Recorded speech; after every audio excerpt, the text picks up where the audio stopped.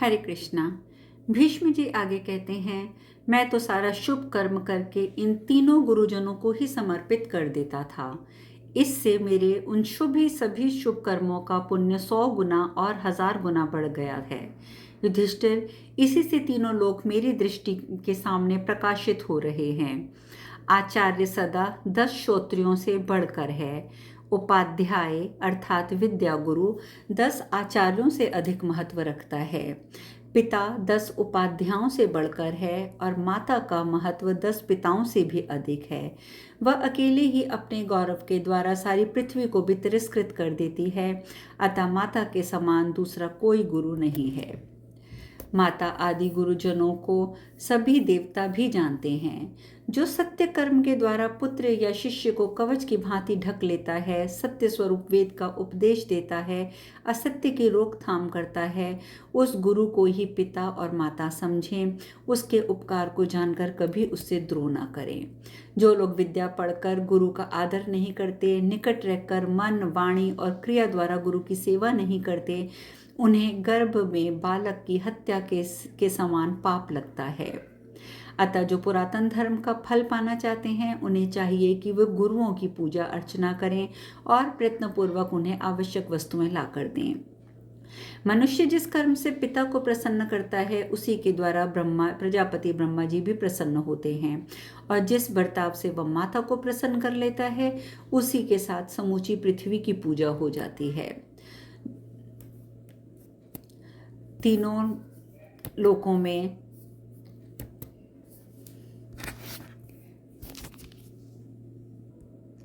जिस कर्म से शिष्य उपाध्याय को प्रसन्न करता है, उसी के द्वारा परम ब्रह्म परमात्मा का पूजा संपन्न हो जाती है। अतः माता पिता गुरु जो है वो माता पिता से भी अधिक पूजनीय हो जाते हैं। गुरुओं के पूजित होने पर पितरों सहित देवता और ऋषि भी प्रसन्न होते हैं। इसीलिए गुरु को परम पूजनीय माना गया है। किसी भी बर्ताव के कारण गुरु अपमान के योग्य नहीं होता है। इसी तरह माता और पिता भी अनादर के योग्य नहीं हैं। जैसे गुरु माननीय है, वैसे ही माता पिता भी हैं। वे तीनों कदापि अपमान के योग्य नहीं हैं। उनके किए हुए किसी भी कार्य की निंदा नहीं करनी चाहिए। गुरुओं के इस सत्कार को देवता और महर्षि भी अपना सत्कार मानते हैं। अध्यापक पिता और माता के प्रति जो मन, वाणी और क्रिया द्वारा द्रोह करता है, उन्हें भ्रूण हत्या के समान पाप लगता है। जो पिता माता का औरस पुत्र है और पाल पोस कर बड़ा कर दिया गया है, वह यदि अपने माता पिता का भरण पोषण नहीं करता है, तो भी उसे भ्रूण हत्या का ही पाप लगता है, और जगत में उससे बड़ा पापात्मा दूसरा कोई नहीं है। मित्रद्रोही, कृतघ्न, स्त्री हत्यारे, गुरु घाती, इन चारों के पाप का प्रायश्चित हमारे सुनने में नहीं आया है। ये सारी बातें तो इस जगत में पुरुष के द्वारा पालनीय हैं, यहाँ विस्तार से बताई गई हैं। इस प्रकार श्री महाभारत शांति पर्व के अंतर्गत राजधर्म अनुशासन पर्व में माता पिता और गुरु का महात्म्य विषयक 108वां अध्याय पूर्ण हुआ। युधिष्ठिर महाराज ने पुनः पूछा, पितामह, जगत के जीव भिन्न भिन्न भावों द्वारा जहां तहां नाना प्रकार के कष्ट उठा रहे हैं, अतः जिस उपाय से मनुष्य इन दुखों से छुटकारा पा सके, वह भी मुझे बताइए। भीष्म जी ने कहा, राजन, जो द्विज अपने मन को वश में करके शास्त्रोक्त चारों आश्रमों में रहते हुए उनके अनुसार ठीक ठाक बर्ताव करते हैं, वे दुखों के पार हो जाते हैं। जो दंभयुक्त आचरण नहीं करते, जिनकी जीविका नियमानुकूल चलती है और जो विषयों के लिए बढ़ती हुई इच्छा को रोकते हैं, वे दुखों को लांघ जाते हैं। जो दूसरों के कटु वचन सुनाने या निंदा करने पर भी स्वयं उन्हें उत्तर नहीं देते, मार खाकर भी किसी को मारते नहीं और स्वयं देते हैं परंतु दूसरों से मांगते नहीं, वे भी दुर्गम संकट से पार हो जाते हैं। जो प्रतिदिन अतिथियों को अपने घर में सत्कार पूर्वक ठहराते हैं, कभी किसी को दोष नहीं देखते और नित्य नियम पूर्वक वेद आदि सद्ग्रंथों का स्वाध्याय करते हैं, वे भी दुर्गम संकटों से पार हो जाते हैं। जो धर्मज्ञ पुरुष सदा माता पिता की सेवा में लगे रहते हैं और दिन में कभी नहीं सोते हैं, वे भी दुखों से छूट जाते हैं। जो मन, वाणी, क्रिया द्वारा कभी पाप नहीं करते हैं और किसी भी प्राणी को कष्ट नहीं पहुंचाते हैं, वे भी संकट से पार हो जाते हैं। जो रजोगुण संपन्न राजा लोभवश प्रजा के धन का अपहरण नहीं करते हैं, अपने राज्य की सब ओर से रक्षा करते हैं, वे भी दुर्गम दुखों को लांघ जाते हैं। जो गृहस्थ प्रतिदिन अग्निहोत्र करते, ऋतुकाल में अपनी ही स्त्री के साथ धर्मानुकूल समागम करते हैं, वे दुखों से छूट जाते हैं। जो शूरवीर युद्ध स्थल में मृत्यु का भय छोड़कर धर्मपूर्वक विजय पाना चाहते हैं, वे भी दुखों के पार हो जाते हैं। जो लोग प्राण जाने का अवसर उपस्थित होने पर भी सत्य बोलना नहीं छोड़ते, संपूर्ण प्राणियों के विश्वास पात्र बने रहकर सभी दुखों के पार हो जाते हैं। जिनके शुभ कर्म दिखावे के लिए नहीं होते, जो सदा मीठे वचन बोलते हैं, और जिनका धन सत्कर्मों के लिए बंधा हुआ है, जो अनाध्याय के अवसरों पर वेदों का स्वाध्याय नहीं करते, तपस्या में लगे रहते हैं, जो तपस्या करते हैं, कुमारावस्था में ब्रह्मचार्य के पालन में तत्पर रहते और विद्या और वेदों के अध्ययन संबंधी व्रत को पूर्ण करके स्नातक हो चुके हैं, जिनके रजोगुण तमोगुण शांत हो गए हैं, तथा जो विशुद्ध सत्व गुण में स्थित हैं, जिससे कोई भयभीत नहीं होता, जो स्वयं भी किसी से भय नहीं मानते, तथा जिसकी दृष्टि में सारा जगत आत्मा के ही तुल्य है, और जो दूसरों की संपत्ति से ईर्ष्यावश जलते नहीं हैं, ग्राम्य विषय भोग से निवृत्त हो गए हैं, वे मनुष्यों में श्रेष्ठ साधु पुरुष दुस्तर विपत्ति से छुटकारा पा जाते हैं। जो क्रोध को काबू में रखते हैं, जो संतान की इच्छा रखकर प्रत्येक तिथि पर विशुद्ध हृदय से पितरों का श्राद्ध करते हैं, जो मानव जन्म से ही सदा के लिए मधु मांस मदिरा का त्याग कर देते हैं, जिनका भोजन स्वाद के लिए नहीं जीवन यात्रा का निर्वाह करने के लिए होता है, जो विषय वासना में तृप्ति में नहीं है, संतान की इच्छा से मैथुन में प्रवृत्त होते हैं, और जिनकी वाणी में केवल सत्य ही बोलना होता है, जो समस्त प्राणियों के स्वामी, जगत की उत्पत्ति और प्रलय के हेतु भूत भगवान नारायण में भक्ति रखते हैं, वह सब दुखों से पार हो जाते हैं। युधिष्ठिर, ये जो कमल पुष्प के समान कुछ कुछ लाल रंग के नेत्रों से सुशोभित पीताम्बरधारी महाबाहु श्री कृष्ण तुम्हारे सुहृदय भाई, मित्र और संबंधी भी हैं, यही साक्षात नारायण हैं। इनका स्वरूप अचिंत्य है। ये पुरुषोत्तम भगवान गोविंद इन संपूर्ण लोगों को इच्छापूर्वक चमड़े की भांति आच्छादित किए हुए हैं। पुरुष प्रवर युधिष्ठिर, वे ही ये दुर्घष वीर पुरुषोत्तम श्री कृष्ण साक्षात वैकुंठ धाम के निवासी श्री कृष्ण विष्णु हैं। राजन, ये इस समय तुम्हारे और अर्जुन के प्रिय और हित साधन में संलग्न हैं। जो भक्त पुरुष यहाँ इस भाव भगवान श्री हरि नारायण देव की शरण लेते हैं, वे दुस्तर संकटों से तर जाते हैं, इस विषय में कोई संशय नहीं है। भारत, जो इन कमल नयन श्री कृष्ण को संपूर्ण भक्ति भाव से अपने सारे कर्म समर्पित कर देते हैं, वे दुर्गम संकटों को लांघ जाते हैं। जो यज्ञों द्वारा आराधना के योग्य हैं, उन साधु प्रतिपालक विश्वास विश्व विधाता भगवान ब्रह्मा को तो नमस्कार करते हैं, वे भी समस्त दुखों से छुटकारा पा जाते हैं। विष्णु, इंद्र, शिव और लोक पितामह ब्रह्मा नाना प्रकार के स्तोत्रों द्वारा जिनकी स्तुति करते हैं, उन देवादिदेव परमेश्वर की जो सदा आराधना करते हैं, वे दुर्गम संकटों से पार हो जाते हैं। जो लोग इस दुर्गति तरण नामक अध्याय को पढ़ते हैं, सुनते हैं और ब्राह्मणों के सामने इसकी चर्चा करते हैं, वे भी दुर्गम संकटों से पार हो जाते हैं। निष्पाप युधिष्ठिर, इस प्रकार मैंने यहाँ संक्षेप में उस कर्तव्य का प्रतिपादन किया है जिसका पालन करने से मनुष्य इहलोक और परलोक में समस्त दुखों से छुटकारा पा जाते हैं। इस प्रकार श्रीमद् भारत शांति पर्व के अंतर्गत राजधर्म अनुशासन पर्व में दुर्गति तरण नामक 110वां अध्याय पूर्ण हुआ। युधिष्ठिर महाराज ने आगे पूछा, तात, बहुत से कठोर स्वभाव वाले मनुष्य ऊपर से कोमल और शांत बने रहते हैं और कोमल स्वभाव लोग कठोर दिखाई देते हैं। ऐसे मनुष्यों की ठीक ठीक पहचान कैसे हो? भीष्म जी बोले, युधिष्ठिर, इस विषय में जानकार लोग एक बाघ और सियार के संवाद रूप प्राचीन आख्यान का उदाहरण देते हैं। तुम भी उसे ध्यान से सुनो। पूर्व काल की बात है। प्रचुर धन धान्य से संपन्न पुरी का नाम की नगरी में पौरिक नाम के एक प्रसिद्ध राजा राज्य करते थे। वह राजा जो था वह बड़ा क्रूर और नराधम था। दूसरे प्राणियों की हिंसा में ही उसका मन लगता था। धीरे धीरे उसकी आयु समाप्त हो गई। वह ऐसी गति को प्राप्त हुआ जो किसी भी प्राणी को अभीष्ट नहीं है। वह अपने पूर्व कर्म से दूषित होकर दूसरे जन्म में गीदड़ हो गया। इस समय अपने पूर्व जन्म के वैभव का स्मरण करके उस सियार को बड़ा खेद और वैराग्य हुआ। अतः वह दूसरों के द्वारा दिए हुए मांस को भी नहीं खाता था। अब उसने जीवों की हिंसा करनी छोड़ दी थी, सत्य बोलने का नियम ले लिया था, दृढ़तापूर्वक अपने व्रत का पालन करने लगा था। वह नियत समय पर वृक्षों से अपने आप गिरे हुए फलों का आहार करता था। व्रत और नियमों के पालन में तत्पर होकर कभी पत्ता चबा लेता था, कभी पानी पीकर रह जाता था। उसका जीवन संयम में बंध गया था। वह शमशान भूमि में रहता था, वहीं उसका जन्म हुआ था, इसीलिए वही स्थान उसे पसंद था। उसे और कहीं जाकर रहने में रुचि नहीं होती थी। सियार का इस प्रकार पवित्र आचार विचार से रहना उसके सभी जाति भाइयों को अच्छा नहीं लगता था। वह सब उसके लिए असह्य उठा, इसलिए वे प्रेम और विनय भरी बातें कहकर उसकी बुद्धि को विचलित करने लगे। उन्होंने कहा, भाई सियार, तू तो मांसाहारी जीव है और भयंकर शमशान भूमि में निवास करता है, फिर भी पवित्र आचार विचार से रहना चाहता है। ये विपरीत निश्चय है भैया। अतः तू हमारे ही समान होकर रह। तेरे लिए भोजन तो हम लोग ला दिया करेंगे। तू इस शौचाचार का नियम छोड़कर चुपचाप खा लिया कर। तेरी जाति का जो सदा से भोजन रहा है वह तेरा ही होना चाहिए। उनकी ऐसी बातें सुनकर सियार एकाग्रचित होकर मधुर, विस्तृत, युक्ति युक्त और कोमल वचनों द्वारा इस प्रकार बोला, बंधुओं, अपने बुरे आचरणों से ही हमारी जाति का कोई विश्वास नहीं करता है।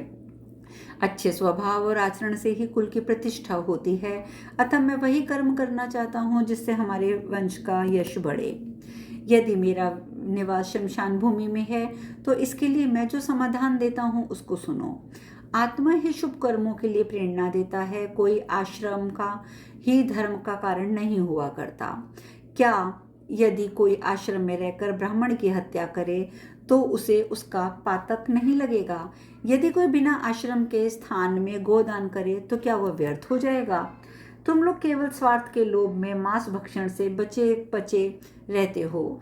उसके परिणाम स्वरूप जो 3 दोष प्राप्त होते हैं उनकी और मोहवश तुम्हारी दृष्टि नहीं जाती है।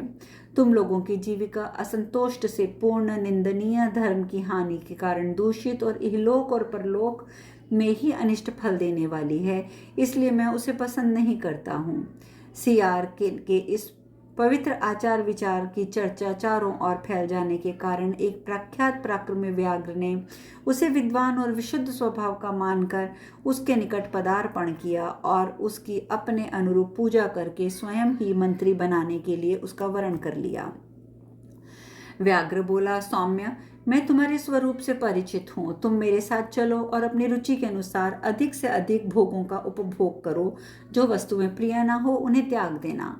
परंतु एक बात मैं तुम्हें सूचित कर देता हूँ, सारे संसार में ये बात प्रसिद्ध है कि हमारी जाति का स्वभाव कठोर होता है। अतः यदि तुम कोमलता पूर्वक व्यवहार करते हुए मेरे हित साधन में लगे रहोगे तो अवश्य ही कल्याण के भागी होगे।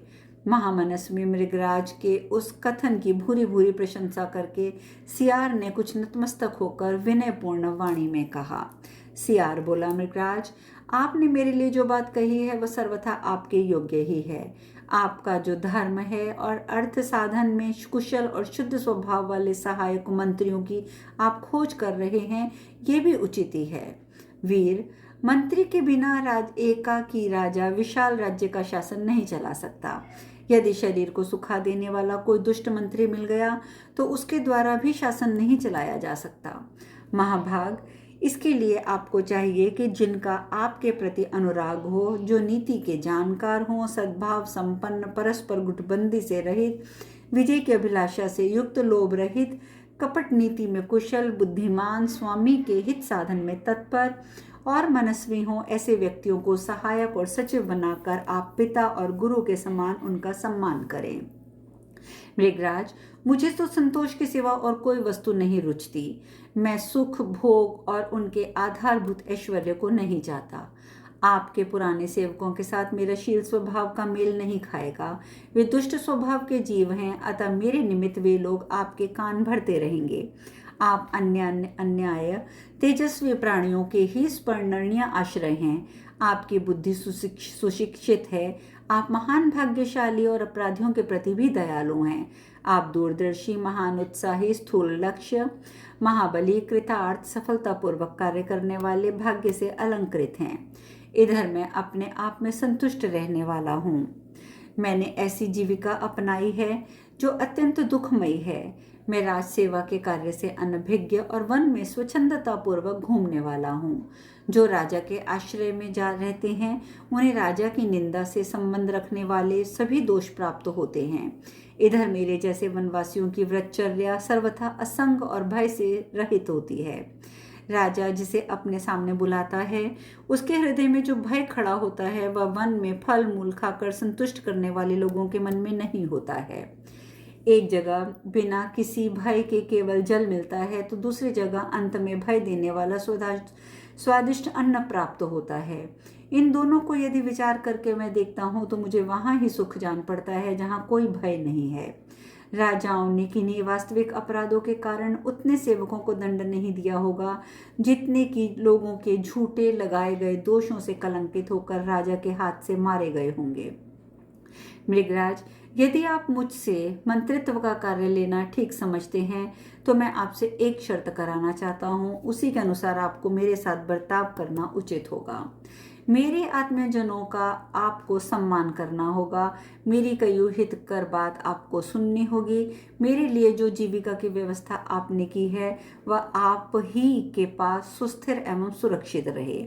मैं आपके दूसरे मंत्रियों के साथ बैठकर कभी कोई परामर्श नहीं करूंगा, क्योंकि दूसरे नीतिज्ञ मंत्री मुझसे ईर्ष्या करके मेरे प्रति व्यर्थ की बातें कहने लगेंगे। मैं अकेला एकांत में अकेले आपसे मिलकर आपके हित की बातें बताया करूंगा। आप भी अपने जाति भाइयों के कार्यों में मुझसे अपने हित की बात नहीं पूछिएगा। मुझसे सलाह लेने के बाद यदि आपको पहले के मंत्रियों की भूल प्रमाणित हो तो उन्हें प्राणदंड न दीजिएगा और कभी क्रोध में आकर मेरे आत्मीयजनों पर भी प्रहार न कीजिएगा। अच्छा, ऐसा ही होगा। ये कहकर शेर ने उसका बड़ा सम्मान किया। सियार बागराज के बुद्धिदायक सचिव के पद पर प्रतिष्ठित हो गया। सियार बहुत अच्छा कार्य करने लगा। उसको अपने सभी कार्यों की बड़ी प्रशंसा प्राप्त होने लगी। इस प्रकार उसे सम्मानित होता देखकर पहले के राजसेवक संगठित होकर बारंबार द्वेष करने लगे। उसके मन में उनके मन में दुष्टता भरी थी। वे सियार के पास मित्र भाव से आते और उसे समझा बुझाकर प्रसन्न करके अपने ही समान दोष के पथ पर चलाने की चेष्टा करते थे। उनके आने के पहले वे और भी प्रकार से रहा करते थे। दूसरों का धन हड़प लिया करते थे, परंतु अब वह ऐसा नहीं कर सकते थे। सियार ने उन सब पर बड़ी कड़ी पाबंदी लगा दी थी। इससे किसी को कोई वस्तु लेने में वे असमर्थ हो गए थे। उनकी यही इच्छा थी कि सियार भी डिग जाए, इसलिए तरह तरह की बातों से उसे फुसलाते, बहुत सा धन देने का लोभ देकर उसकी बुद्धि को प्रलोभन में फंसाना चाहते थे। परंतु सियार बुद्धिमान था, अतः उसने उनके प्रलोभन में आकर धैर्य से विचलित होना उचित नहीं समझा। वह दूसरे सभी सेवकों से मिलकर उनके विनाश के लिए प्रतिज्ञा की और तदनुसार प्रयत्न आरंभ कर दिया। एक दिन उन सेवकों ने शेर के खाने के लिए जो मांस तैयार कर रखा था उसके स्थान से हटाकर सियार के घर में रख दिया। जिसने जिस उद्देश्य से वह मांस चुराया, जिसने ऐसा करने की सलाह दी, वह सब कुछ सियार को मालूम हो गया तो उसने भी किसी कारणवश उसने चुपचाप सह लिया। मंत्री पद पर आते समय सियार ने शर्त करा कर ली थी कि राजन, यदि आप मुझसे मैत्री चाहते हैं तो किसी के बहकावे में आकर मेरा विनाश ना कर डालिएगा। भीष्म कहते हैं, राजन, उधर शेर को जब भूख लगी और भोजन के लिए उठा तो उसके लिए खाने के स्थान पर जो परोसा जाने वाला था वह मांस उसे दिखाई ही नहीं दिया। तब मृगराज ने सेवकों को आज्ञा दी कि चोर का पता लगाओ। ये जिसकी भी करतूत थी उन्हीं लोगों ने उस मांस के बारे में शेर को बताया। महाराज, अपने को अत्यंत बुद्धिमान और पंडित मानने वाले आपके मंत्री महोदय ने ही इस मांस का अपहरण किया है। सियार की ये चपलता सुनकर शेर को गुस्सा आ गया। उससे ये बात सहन नहीं हुई, अतः मृगराज ने उसका वध करने का विचार किया। उसका ये छिद्र देखकर पहले के मंत्री आपस में कहने लगे, हम सब लोगों की जीविका को नष्ट करने पर तुला हुआ है, अतः हमें भी उससे बदला लेना चाहिए, ऐसा निश्चय करके वे उसके अपराधों का वर्णन करने लगे। महाराज, जब उसके द्वारा ऐसा कर्म किया जा सकता है तब वह और क्या नहीं कर सकता। स्वामी ने पहले उसके बारे में जैसा सुन रखा है वह वैसा नहीं है। वह बातों से धर्मात्मा बना हुआ है, स्वभाव से तो वह क्रूर है, भीतर से वह पापी है, परंतु ऊपर से धर्मात्मापन का ढोंग किए हुए है। उसने तो अपना काम बनाने और पेट भरने के लिए, व्रत करने के लिए परिश्रम किया है। यदि आपका विश्वास ना होता तो ये लीजिए, हम अभी उसके यहाँ से मांस लेकर आकर दिखाते हैं। और ऐसा कह के वे क्षण भर में ही सियार के घर से उस मांस को उठा लाए। मांस के अपहरण की बात जानकर और उन सेवकों की शेष बातें सुनकर शेर ने उस समय ये आज्ञा दे दी कि सियार को प्राण दंड दे दिया जाए। अब शेष कथा कल। हरे कृष्णा।